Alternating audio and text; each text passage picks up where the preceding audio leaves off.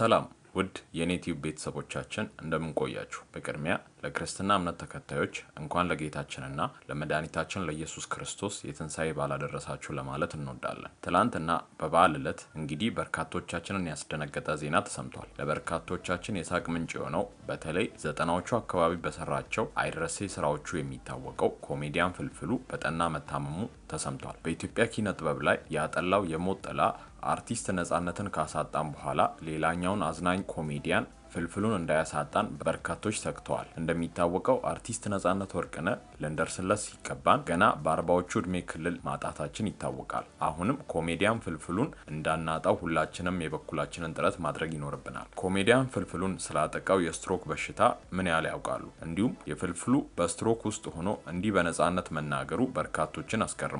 ለመሆኑ ምን ተፈጥሮ ነው? በስትሮክ የተያዘ ሰውስ በህይወት የመቆየት እድል ይኖረዋልን? የሚለውን ከጤና ባለሙያዎች ዘንድ ያገኘነውን የምናደርሳችሁ ይሆናል። ቪዲዮን ላይክ እና ለሌሎች ሼር በማድረግ ይጀምሩ እያልን በቀጥታ ወደ ዝርዝር ጉዳዩ እንወሰዳችሁ። ኮሜዲያን ፍልፍሉ ታሞ ሆስፒታል በሕክምና ላይ ይገኛል። የሁላችሁም ጸሎት ያስፈልገዋል። ኮሜዲያን በረከት በቀለ ወይንም ፍልፍሉ ለብዙ ወጣቶች የጥበብ መንገድ የከፈተ በተለይም ባደገበት ቦሌ 13 ቀበሌ ቺቺኒያ ወጣቶችን ሰብስቦ በኪነ ጥበብ ያደራጅ የነበረ ደግና ቅን ምርጥ ሰው ነው። የታመመ የተቸገረ ካለ አስተባብሮ መርዳት የሚወድ ከቀልዶቹ በላቀ በቁም ነገር ስራው የሚታወቅ ኮሜዲያን ነው። ዛሬ ግን የሳቅ ምንጩን ሳቅ ርቆታል። ኮሜዲያን ፍልፍሉ ታሞ ሆስፒታል ገብቷል። በቀረጻ ላይ እያለ ድንገት ነበር ህመሙ የጀመረው። እሱ በዚያውም ሆኖ በአንደበቱ ቀልድ አይጠፋም። ከአልጋው ላይ በግፊያም ቢሆን እነሳለሁ ሲል ሊጠይቁት የሄዱትን የስራ ባልደረቦችን ፈገግ አስብሏል። ዜናው ግን ለብዙሃን አሳዛኝ ሆኗል። በርካቶች የሳቅ ምንጭ የሆነውን ፍልፍሉን ለቤቱ ያብቃ በማለት ላይ ይገኛሉ። በድንገተኛ ህመሙ የተደናገጡት ጓደኞቹ ዘመኑን ሙሉ በሳቅ የኖረው ፍልፍሉ ተሽሎት እንደሚመጣ ያላቸውን ተስፋ በመግለጽ በቶሎ እንዲሻለው ተመኝተዋል። በሽታው ስትሮክ ሲሆን ለበርካታ ዓመታት ያለ እረፍት ሲሰራ የኖረ በመሆኑ ጥቂት እረፍት እንደሚያስፈልገው ተገልጿል። በዚህ አጋጣሚ አክሶን ስትሮክ ሴንተርንም አመስግኗል። እንዲሁም ለታሜሶል ኮሚኒኬሽን የከበረ ምስጋናውም ጨምሮ ገልጸዋል። አክሶን ስትሮክ ስፔን ሴንተር በዚህ በሽታ ለተጠቁ በርካታ ዜጎችን ታደገ ያለ አንጋፋ የአክሶን ሴንተር መሆኑ ተገልጿል። ለመሆኑ ፍልፍሉን ያመመው ስትሮክ የሚባለው በሽታ ምንድነው የሚባለውን ከዶክተር ጢሞቴዎስ ወይንም ኑቲ አንደበት እናድምጥ። የምናውቀው ስትሮክ መጋኛ ብለን ኮመንሊ የምንጠራው ዩዥዋሊ ፊታችንን ያጣምማል እና ማውራት ይከብደናል ምናምን እንደዚህ አይነት ነገር ነው የምናውቀው።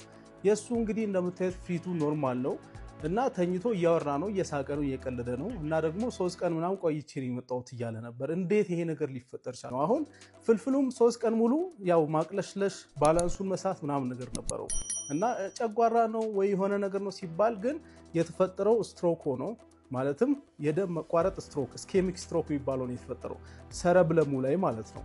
እና እንግዲህ እያሳየ የነበረው ምልክት ግራም ያጋባ ነው ማለት ነው። ለዛ ነው ዶክተሩን እኔ አደንቀዋለሁ ያልኳችሁ። እንደዚህ አይነት ስትሮኮች በጣም ብዙ ጊዜ ያስቸግራሉ። የሚፈጠሩትን በጣም አልፎ ነውና ይሄ ነው እንግዲህ የተፈጠረው። ለብዙ ዓመታት በሳቅና በደስታ የኢትዮጵያውያንን ጭንቀት ሲያቃልል ቤታችንን በፈገግታ ሲሞላ የኖረው ተወዳጁ ኮሜዲያን በረከት በቀለ ወይንም ፍልፍሉ በአሁኑ ወቅት በድንገተኛ የጤና እክል ስትሮክ በመታመሙ ምክንያት በሆስፒታል የሕክምና ክትትል ላይ ይገኛል። የጥበብ ባለውለታው ፍልፍሉ በኢትዮጵያ የኮሜዲ ዘርፍ ውስጥ የማይተካ አሻራ ያኖረ በሚሊዮኖች ልብ ውስጥ ደስታን የዘራ ትልቅ የጥበብ ሰው ነው። ዛሬ የፈተና ወቅት ላይ ይገኛል። ዛሬ ይህ የሳቅ ምንጭ የሆነው ወንድማችን እኛን ድጋፍና የጸሎት ብርታት የሚሻበት ሰዓት ላይ ነው። በአንድ ጀንበር ባልታሰበ ቅጽበት ህይወትን ሙሉ በሙሉ ሊቀይር የሚችለው የስትሮክ ህመም ዛሬ የሁላችንም የሳቅ ምንጭ የሆነውን የምንወደውን አርቲስት ሆስፒታል አልጋ ላይ አውሎታል። ነገር ግን በሽታው እግሩን አሰረው እንጂ የውስጡን ጥንካሬና ሳቁን አልነጠቀው። መቆምም ሆነ መራመድ አቅቶት እንኳን እኛን ማሳቅ አላቆመም። የምንወደው ኮሜዲያን ፍልፍሉ ወይንም በረከት በድንገተኛ የስትሮክ ህመም ምክንያት ሆስፒታል ገብቶ ሕክምና ላይ እንደሚገኝ ይታወቃል። የሰከላ ቶክ ሾው አዘጋጆች በሆስፒታል ሄደው ሲጠይቁት ያዩት ነገር ግን የሁላችንንም ልብ የሚነካና የሚያስደንቅ ነበር።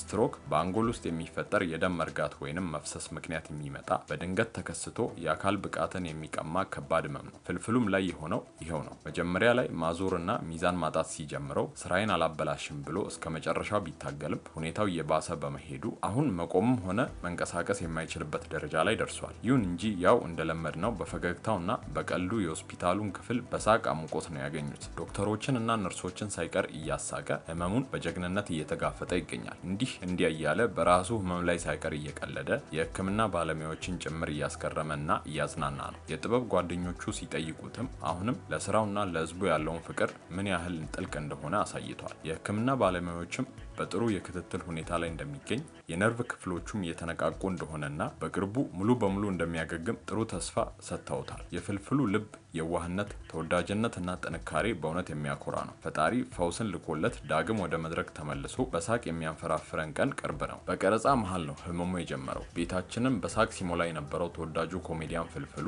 የሁላችንም ጸሎት ያስፈልገዋል። የአባይ ቲቪ የፋሲካ በዓል ልዩ ዝግጅቱን በላንጋኖ ሐይቅ ዳርቻ እያቀረቡ ባሉበት ወቅት ነበር ለሁላችንም ያልታሰበና አሳዛኝ ድንገተኛ ህመም ያጋጠመው። ለተመልካች ያለው ፍቅርና ክብር ወደር የሌለው ፍልፍሉ መታመሙን እያወቀና አልጋ ላይ ሆኖ ህዝቤን አላሳዝንም ብሎ ነበር ወኔውን ሰብስቦ ወደ ቀረጻ የመጣው። ነገር ግን ህመሙ ከአቅም በላይ ሲሆንበትና መቋቋም ሲያቅተው ቀረጻውን አቋርጦ በቀጥታ ወደ ሆስፒታል ለማምራት ተገዷል። ፍልፍሉ ማለት እውነተኛ የህይወት ዘመን ኮሜዲያን ወይንም ላይፍ ታይም ኮሜዲያን ነው። የስራ ባልደረቦቹ በእንባ ታጅበው እንደመሰከሩለት ሆስፒታል ውስጥ ህክምና እየተደረገለትና በስትሬቸር ላይ ሆኖም እንኳን ቀልዱን አልተወም። አንድ አድናቂው መጥቶ ጠይቆት ሲወጣ በዛ ከባድ የህመም ስሜት ውስጥ ሆኖ ዶክተሮችን ሳይቀር ፈገግ ማድረጉ ምን ያህል ለጥበብ የተፈጠረ ድንቅ ሰው መሆኑን ያሳያል።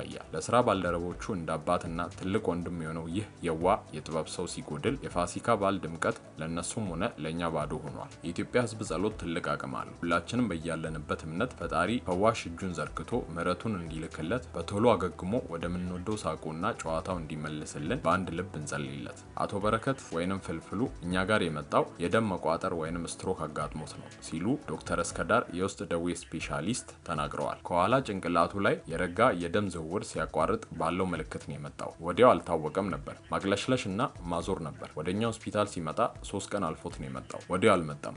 ጭንቅላታችንን እንደ ካርታ እዩት። ምልክቱ ወይንም ስትሮክ የሚያርፍበት ቦታ ይለያያል። ለሁሉም ሰው አንድ አይነት አይሆንም። በጣም የተለመደው በአንድ ሳይድ ፓራላይዝድ መሆንንና አፋችንን ወደ ጎን ማጣመም ከነርቮች አለመስራት ጋር ተያይዞ አፋችን መያዝ ያጋጥመዋል። ብዙ ሰው እንደዚህ አይነት ነገር ሲያጋጥመው ቶሎ ወደ ሆስፒታል አይመጣም ሲሉ የውስጥ ደዌ ስፔሻሊስቷ ይቀጥላሉ።